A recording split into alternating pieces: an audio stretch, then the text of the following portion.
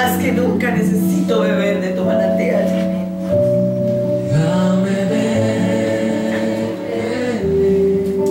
Necesito más.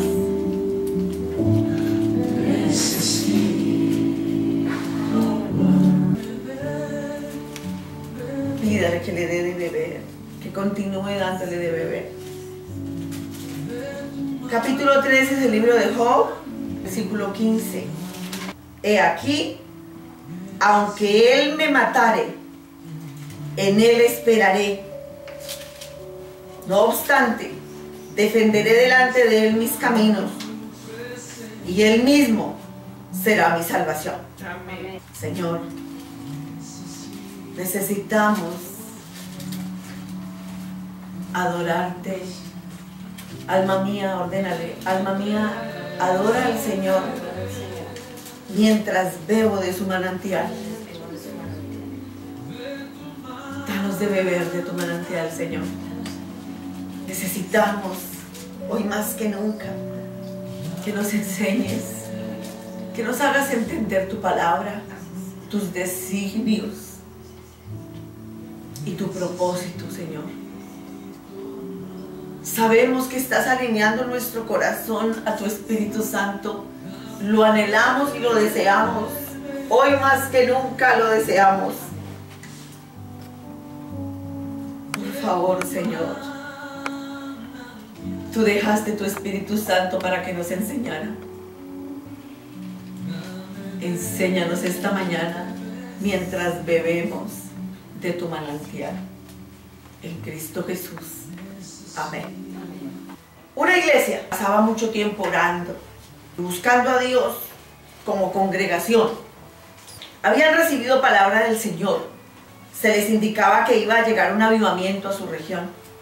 Tenían toda la esperanza que ellos formarían parte de la gran cosecha cuando llegara.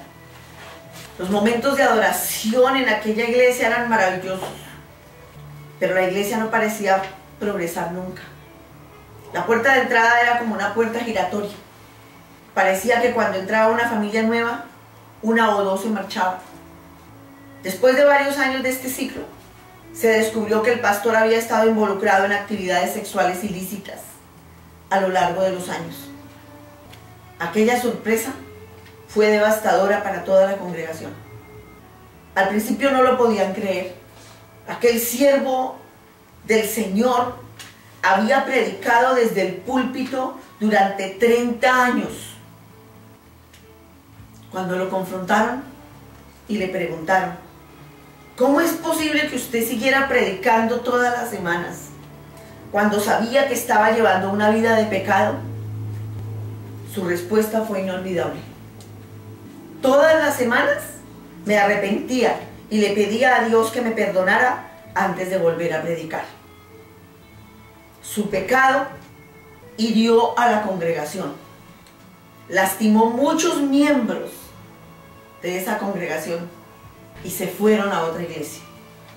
Aunque el pastor ya se había marchado, la congregación no podía creer que Dios hubiera dejado a una persona en el púlpito durante tantos años, sin poner al descubierto su pecado. Hubo quienes dejaron de asistir a la iglesia. Los pecados o debilidades, tarde o temprano, sacan de la senda cristiana a las personas, trayendo la derrota y el desastre a nuestras vidas. Hace un par de meses planeamos ir a Toronto porque venía el pastor Benijín, y a mí me gusta mucho asistir a los servicios del pastor Benijín. Me deleito en medio de la adoración, bajo la presencia gloriosa del Espíritu Santo. Sentir cómo el Espíritu Santo entra con él es lo más maravilloso que sucede en esas reuniones, para mí. Y quería ir, pero como no tengo auto, se programó que una familia que tenía auto, que quería ir, pues me llevaran. A mí no se me confirmó el transporte. Por lo tanto, el día anterior, 2 días antes, se me dijo que íbamos. Y como a mí no me habían confirmado, dije, no voy porque yo no organicé mis cosas para ir. En mi trabajo no puedo ir. Vayan ustedes. En forma de disculpa, la señora de esa familia llamó y me dejó un mensaje así: Martica, perdóneme, yo supuse que... Y desde ese día me quedó la palabra yo supuse. Yo supuse. Y cada que pues, yo supongo, yo supuse. Ella supuso que yo suponía que supuestamente íbamos a ir. Igual que el pastor de ese ejemplo. Él supuso que no llevaba una vida de pecado. Abra su Biblia, Josué capítulo 6, versículos 27. Estaba pues Jehová con Josué, y su nombre se divulgó por toda la tierra. Pero los hijos de Israel cometieron una prevaricación en cuanto al anatema. Diga anatema. Porque Acán, hijo de Carmi, hijo de Sabdi, hijo de Sera, de la tribu de Judá, tomó del anatema, y la ira de Jehová se encendió contra los hijos de Israel. Después Josué envió hombres desde Jericó a Ai, que estaba junto a Bet-Aven, hacia el oriente de Betel, y les habló diciendo: subid y reconoced la tierra. Y ellos subieron y reconocieron a Ai. Y volviéndose a Josué le dijeron: no suba todo el pueblo, sino suban como 2000 o 3000 hombres, y tomarán a Ai. No fatigues a todo el pueblo yendo allí, porque son pocos. Y subieron allá del pueblo como 3000 hombres, los cuales huyeron delante de los de ahí, y los de ahí mataron de ellos a unos 36 hombres. Y los siguieron desde la puerta, desde Sebarín, y los derrotaron en la bajada, por lo cual el corazón del pueblo desfalleció y vino a ser como agua. Entonces Josué rompió sus vestidos y se postró en tierra sobre su rostro delante del arca de Jehová hasta caer la tarde. Esto quiere decir delante de la presencia del Señor. Y los ancianos de Israel y echaron polvo sobre sus cabezas. Y Josué dijo: ah, Señor Jehová, ¿por qué hiciste pasar a este pueblo del Jordán para entregarnos en las manos de los amorreos para que nos destruyan? Ojalá nos hubiéramos quedado al otro lado del Jordán. Ay, Señor, ¿qué diré ya que Israel ha vuelto la espalda delante de sus enemigos? Porque los cananeos y todos los moradores de la tierra oirán y nos rodearán y borrarán nuestro nombre de sobre toda la tierra. Y entonces, ¿qué harás tú a tu gran nombre? Y Jehová dijo a Josué: levántate, ¿por qué te postras así sobre tu rostro? Israel ha pecado, y aún han quebrantado mi pacto que yo les mandé, y también han tomado del anatema, diga anatema, y hasta han hurtado, han mentido, y aún lo han guardado entre sus enseres.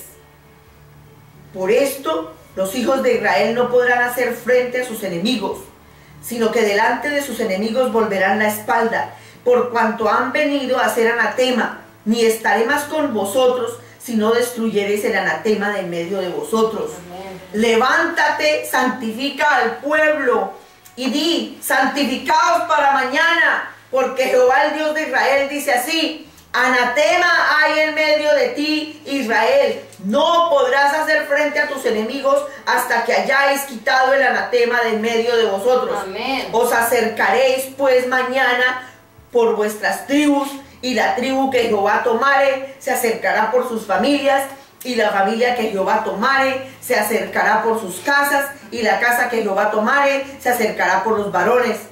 Y el que fuere sorprendido en el anatema será quemado, amén, él y todo lo que tiene, por cuanto ha quebrantado el pacto de Jehová y ha cometido maldad en Israel. Amén. Amén. He aquí un ejemplo de alguien que supuso. Josué supuso. Y esto se produce cuando creemos que hemos oído a Dios, pero no hemos escudriñado nuestro corazón ni seguido sus mandatos. La suposición espiritual es actuar a partir de la palabra rema de Dios, olvidando el logos. Les voy a explicar qué es rema para poder entender esto. Rema es una palabra específica para una persona específica en un momento específico. Usted recibió un rema ahora.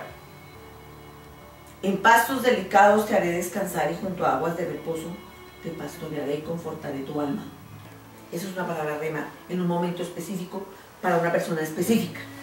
El logos es la palabra, el discurso, la expresión. Usted está escuchando el logos doctrinal del discurso. Usted está escuchando el logos. Esto que yo estoy hablando es el logos. La palabra rema imparte instrucciones concretas de parte de Dios. Puede ser una profecía o una palabra de conocimiento. Lo que me dio ahora fue una palabra de conocimiento. Muchas personas se la pasan buscando esta clase de conocimiento espiritual. Y de todas formas fracasan en la vida. Desarrollan sensibilidad hacia las palabras destinadas a guiarlos, pero no aplican la palabra de Dios, el logos. Y la palabra debemos vivirla. Josué recibió una palabra rema. Josué, el hombre de nuestra historia, recibió una palabra de parte del Señor. Ve y toma la tierra. Eso es una palabra rema, una orden del Señor, una palabra específica para una persona específica en un momento específico. En ese momento de guerra, Dios le dio una orden a Josué. Había muerto Moisés. Le dijo, mi siervo Moisés ha muerto. Ve y toma la tierra. O sea, haz lo que no completó Moisés. Josué, ve y toma la tierra. Un rema. Para una persona específica. ¿Para quién? Para Josué. En un momento específico, después de la muerte de Moisés. Una palabra específica. Ve y toma la tierra. Pero descuidó la palabra logos. La ley de santidad establecida por Dios. Tenía el rema, lo estaba obedeciendo, lo voy a hacer, pero descuidó el logos.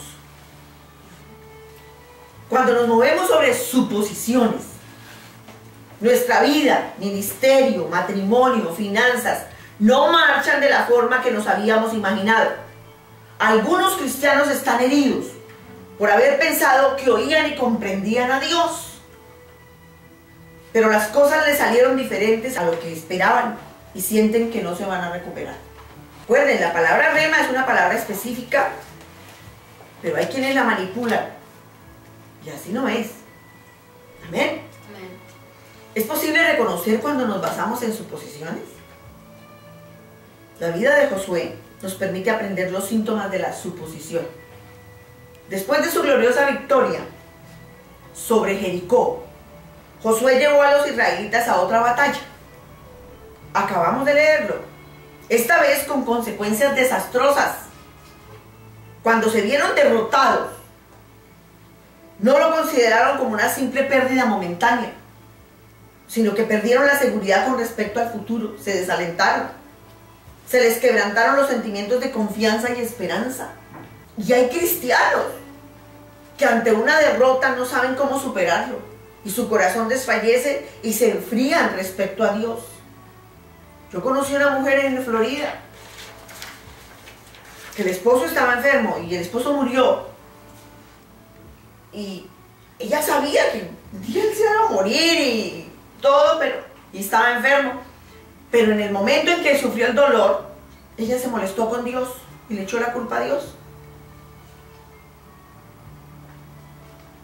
Dios usa las derrotas para enseñarnos lecciones nuevas, no para destruirnos. Debemos superar y seguir el plan de Dios y no desfallecer. Si se siente perplejo ante situaciones que está enfrentando, es posible que esté basado en suposiciones.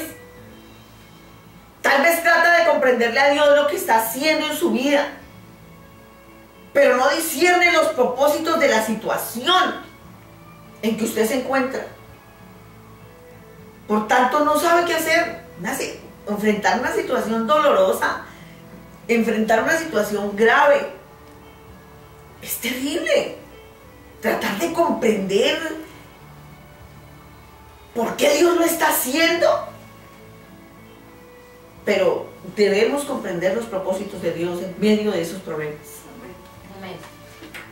Josué, en el capítulo 7, versículo 6 dice: ante esto, Josué se rasgó las vestiduras y se postró rostro en tierra ante el arca del pacto del Señor, o sea, ante la presencia del Señor. Y lo acompañaban los jefes de Israel, quienes también mostraban su dolor y estaban consternados.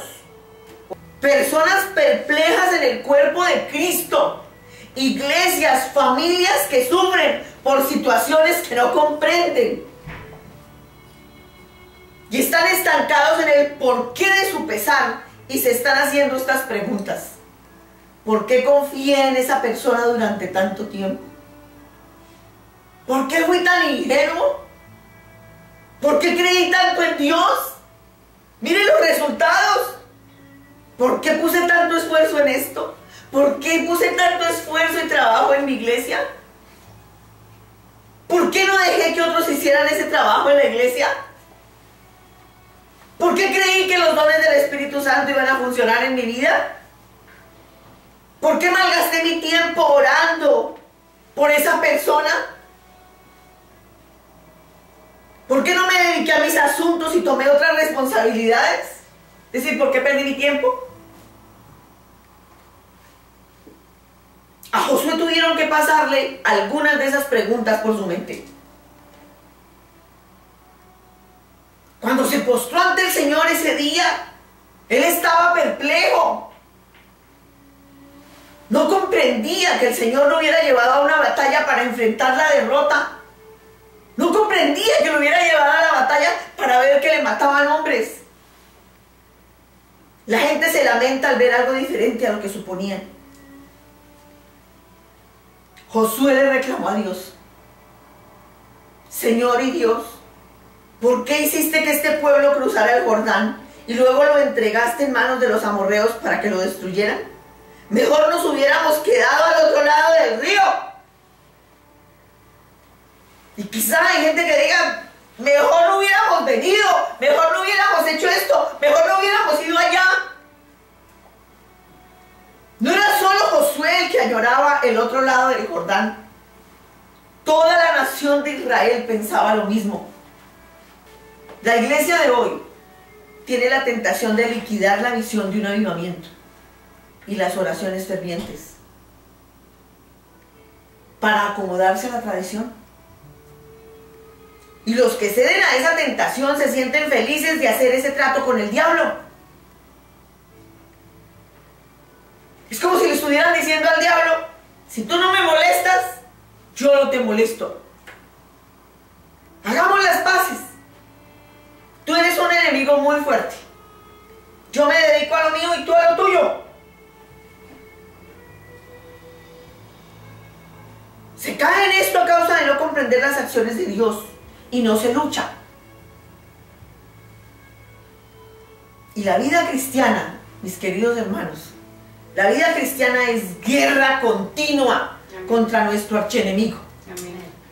Nosotros debemos vivir en guerra continua contra Satanás y sus maquinaciones.